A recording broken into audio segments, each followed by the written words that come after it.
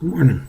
It's another cool day here in Pittsburgh, and made me think of a place I used to live in that was a lot warmer, and that was Houston, Texas.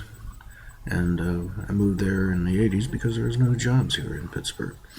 And Houston in Texas was booming because of the oil and gas and the deregulation of those industries by the government and through individual efforts of Texans and other people coming to the state to take advantage of the more friendly business environment down there.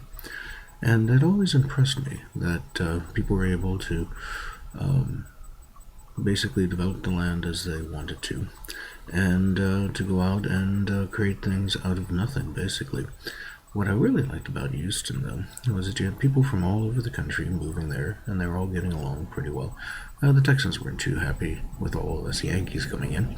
Now, to them, a Yankee was anybody north of Dallas, and I was definitely north of Dallas. I was one of those Pittsburghers. But they did like people from Pittsburgh because of the Steelers and the Pirates. And again, everybody was enjoying the prosperity that independent and individual effort was creating. And Houston was a great city to live in. It was a city that was unusual in that it was the fourth largest city in the country, and they never had zoning laws.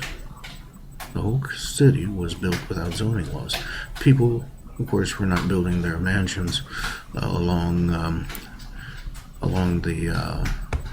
the Buffalo Bayou or right next to their factories, unless, of course, they wanted to.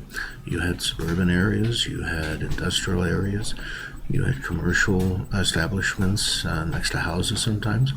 You could even have a bar in the middle of a residential area. A friend of mine who was a printer, pressman, and he worked for a printing operation that was right in the middle of a suburban area in northwestern Houston.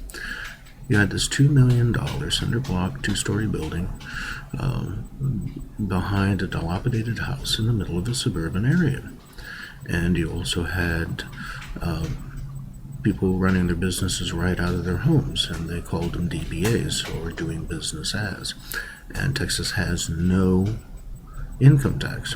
Now, with all of these advantages, isn't it unusual that the second largest state in the country by population as well as by landmass just happens to be Texas? It's a great way of being able to live one's life and achieve what one wants with as little regulation and harassment from the government as possible. Here in Pennsylvania, of course, we have a lot more regulation, a lot of additional laws and requirements, but we also have oil and gas, and hopefully we'll be able to approximate some of the prosperity that I saw down in Houston.